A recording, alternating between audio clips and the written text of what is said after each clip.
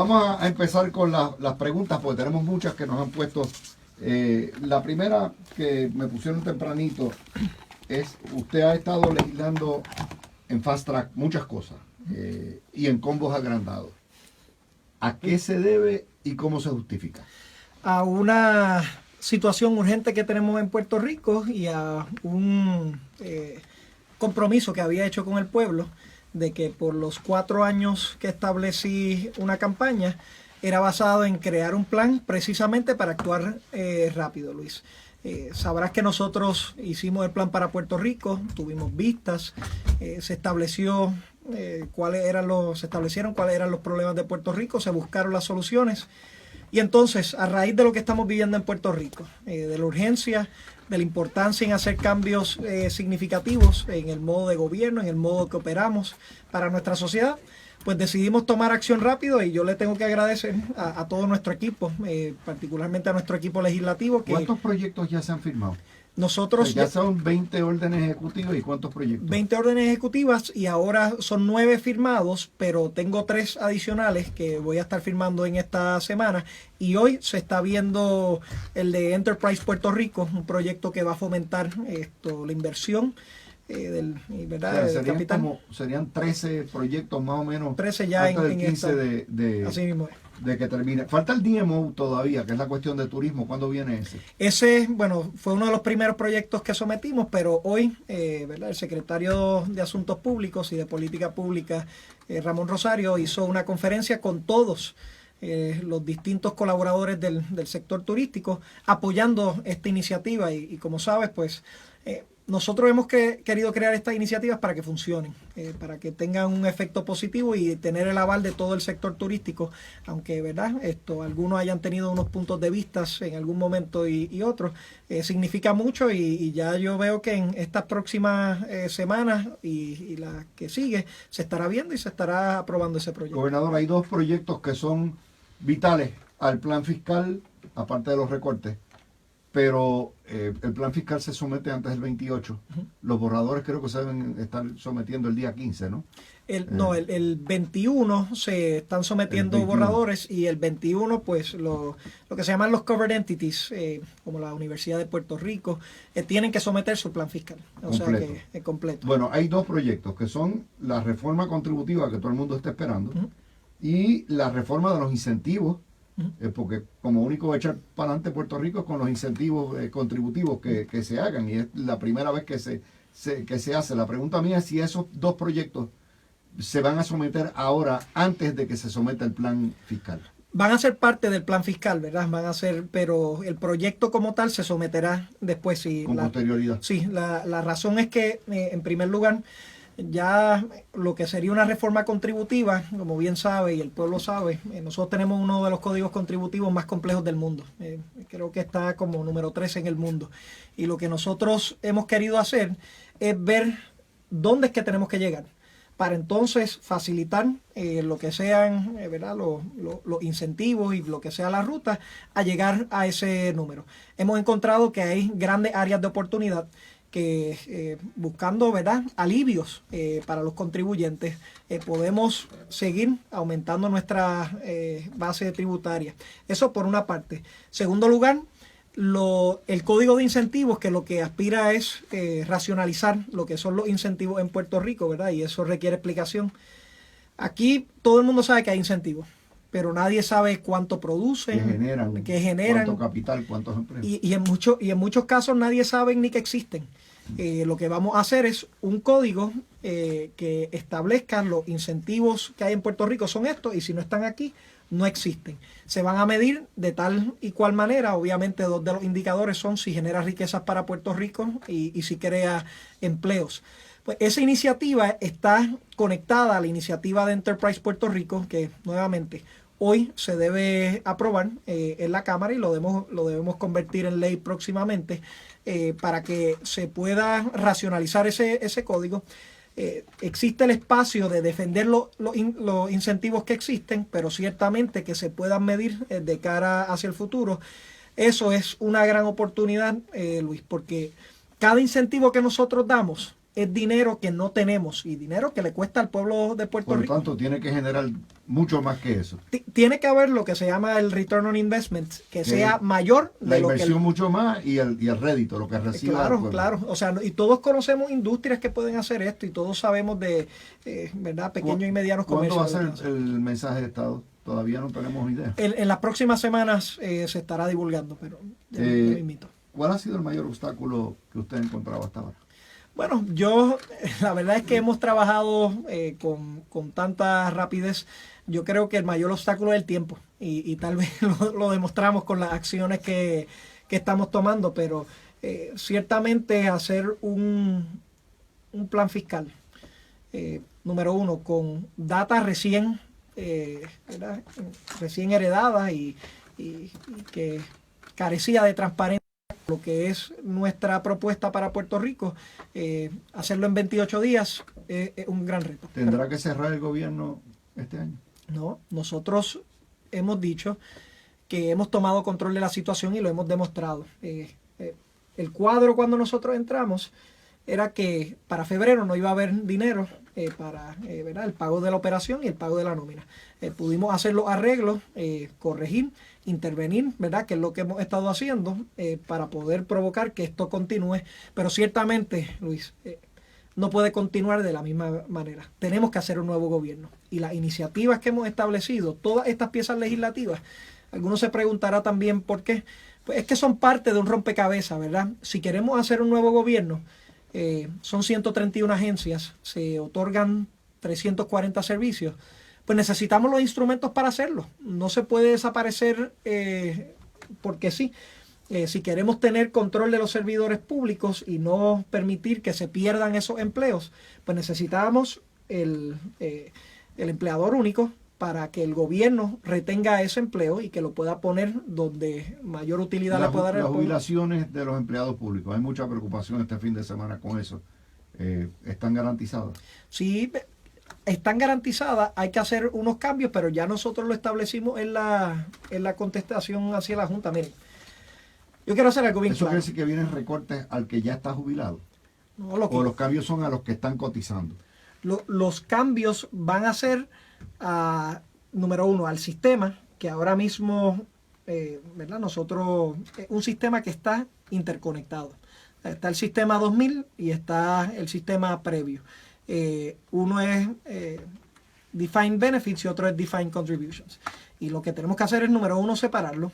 Y entonces, con esos dos sistemas, el sistema 2000, que es el de contribución definida, pues entonces convertirlo en una APP. Sacarlo del gobierno para darle estabilidad y darle fortaleza. Hay que capitalizarlo también. Y entonces el sistema actual, el sistema anterior a este, lo que hay que hacer es lo que se llama un pay-go system, que se tiene que pagar lo que se debe mientras está saliendo del presupuesto general. Lo que es mi compromiso, Luis, es que los sectores más vulnerables hoy, que se ganan su pensión, que son pobres, que no pueden comprar ni sus medicinas, que esos se vean afectados. Nosotros vamos a defender, y va a ser prioridad de nuestra administración, que y que si podemos mejorarlos, que también podamos empujar en esa dirección.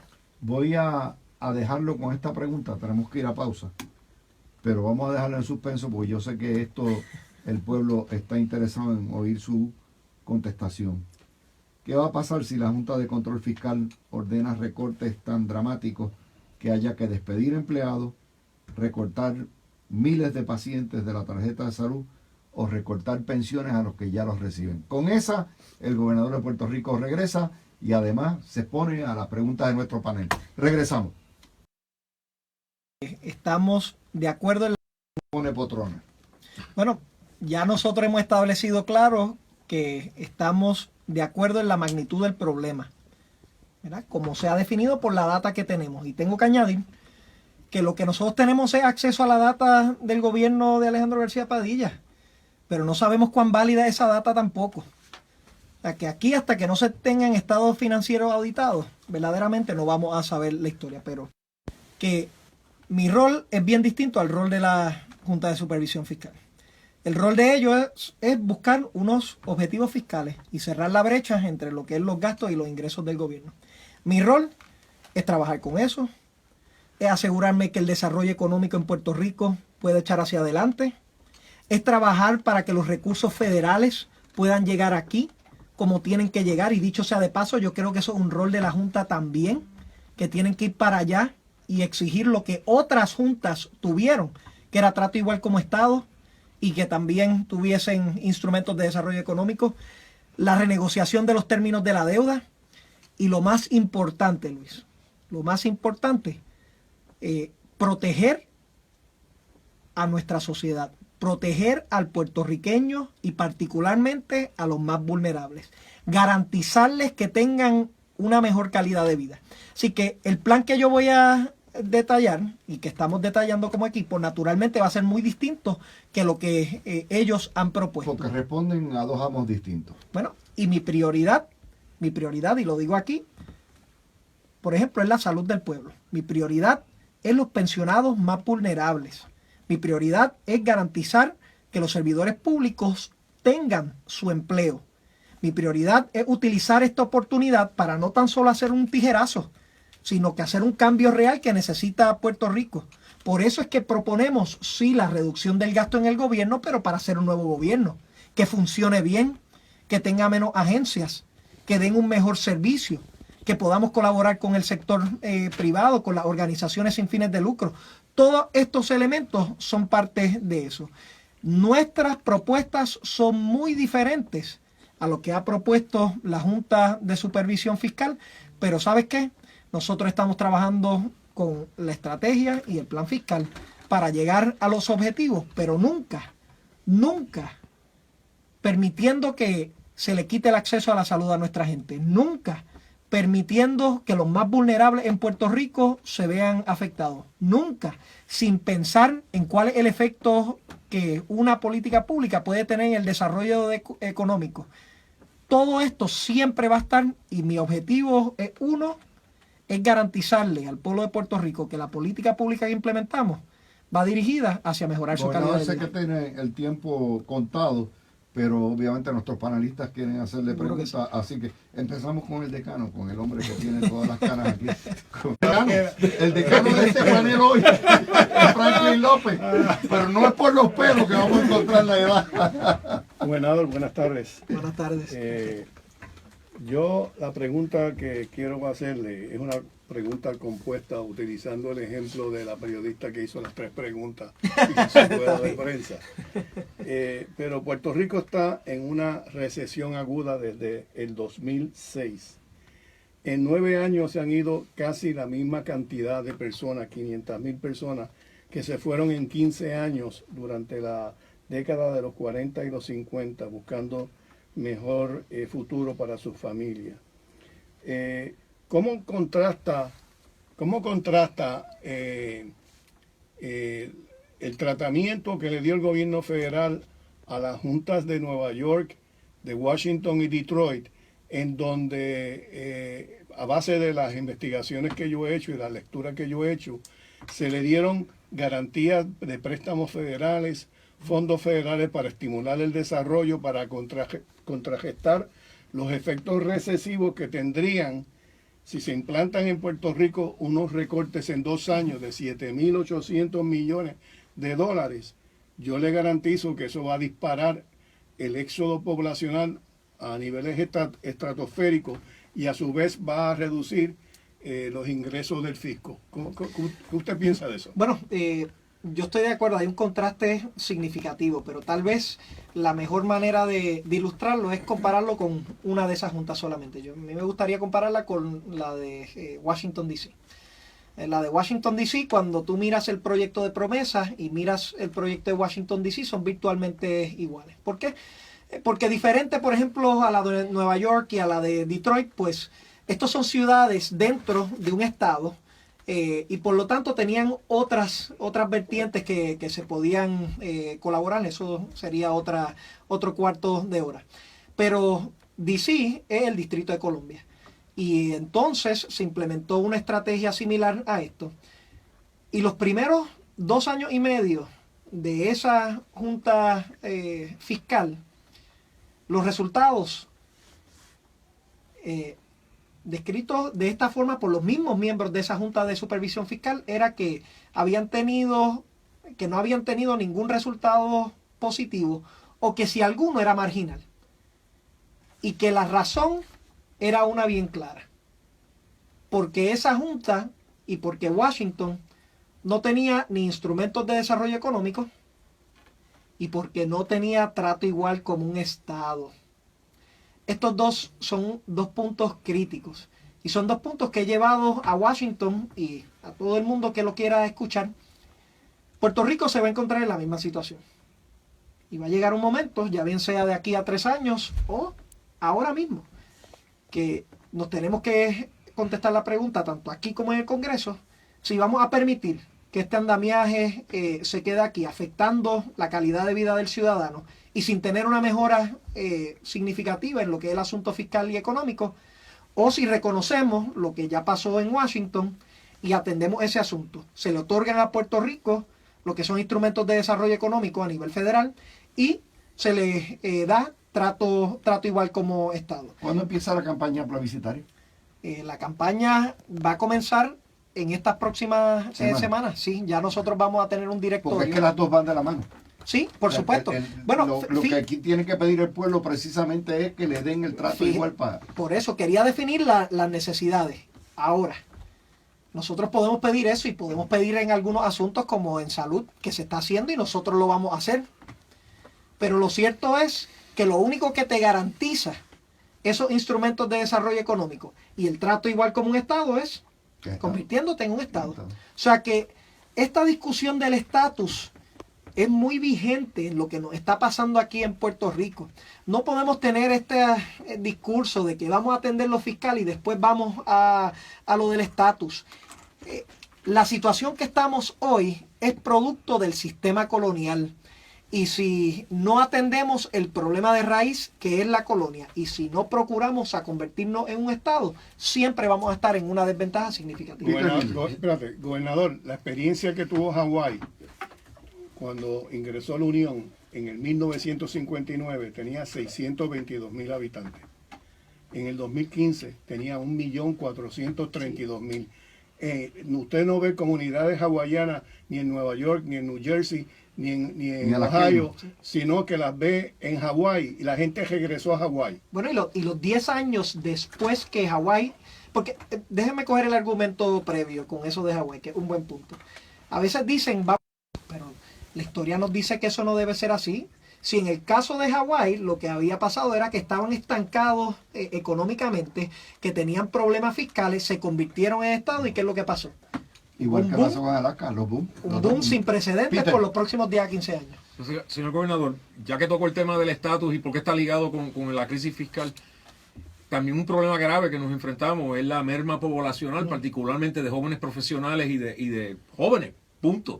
¿Cómo usted planifica atacar ese problema? Porque las cifras que yo he visto son para meter alarmantes. Miedo. Bueno, las cifras del año pasado son 89,000 jóvenes que se fueron de Puerto Rico y eso es lo que tenemos medido. Lo cierto es, Peter, que esto es un síntoma del problema, ¿verdad? Esto a veces con buenas intenciones se ha atacado el asunto del éxodo como un asunto de que vamos a ver qué hacemos para convencer al que se fue que regrese.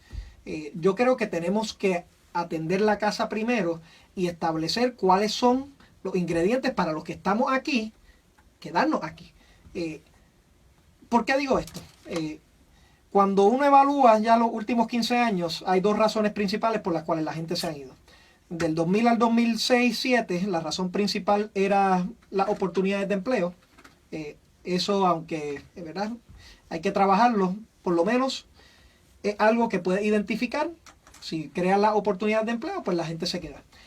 El problema fue después de eso, que cambió a otra consideración, y es la calidad de vida. Entonces, la calidad de vida son muchas cosas, ¿verdad?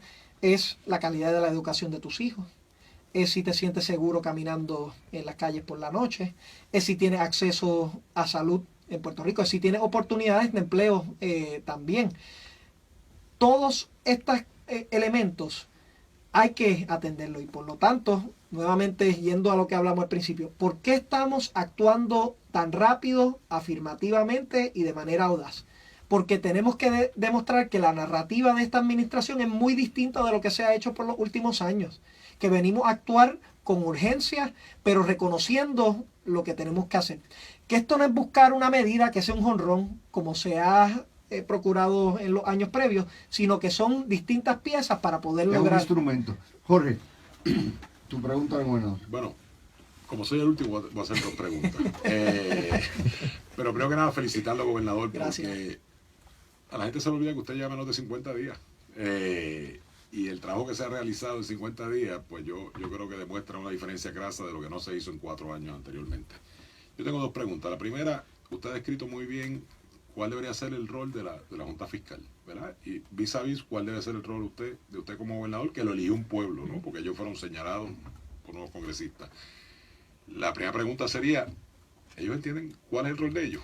Sí, bueno, esta es la interacción que estamos teniendo. Han visto el intercambio tanto de cartas mías como del representante a la Junta, de Elías Sánchez, en términos de lo que debe ser el espacio de cada uno. Yo voy a resumir lo que yo entiendo, y yo me he leído el proyecto de promesas en múltiples ocasiones.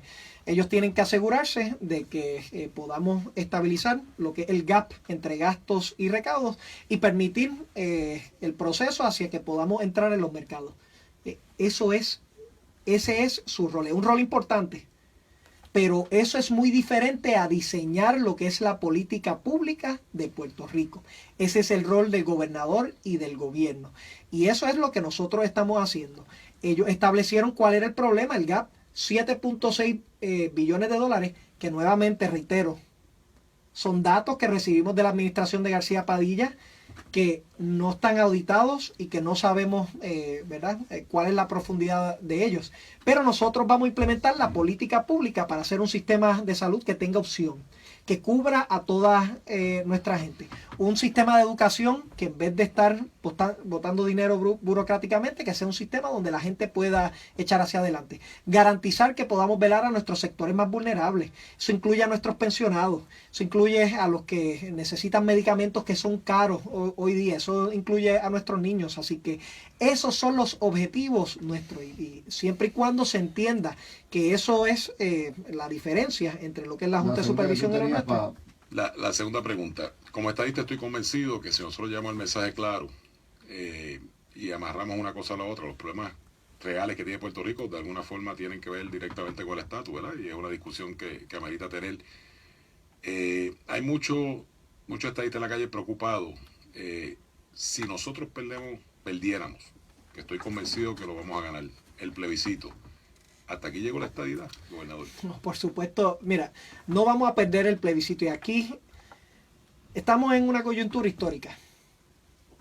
Ya tuvimos un plebiscito en el 2012 donde se rechazó la colonia, donde cambió la dirección de la historia, y tenemos que tomar esta oportunidad. Yo le digo al pueblo estadista que esta es la oportunidad de oro para demostrar que valorizamos nuestra ciudadanía, versus las otras opciones que ciertamente no va en esa dirección. Esta es nuestra oportunidad para darle al pueblo de Puerto Rico una plataforma de progreso. Esto está íntimamente ligado con el asunto que hemos heredado aquí en Por lo Puerto tanto, Rico. la administración va a echar el resto y a tirar la casa por la ventana en apoyo de ese plebiscito y de esa campaña. Por supuesto que sí, yo voy a estar apoyándolo 100% como lo he hecho, porque entendemos que la raíz del problema, nosotros vamos a implementar política pública, vamos a trabajar con un nuevo gobierno, pero la raíz del problema en Puerto Rico es el sistema colonial, y la solución definitiva es la estadidad. Gobernador, gracias por haber estado con nosotros.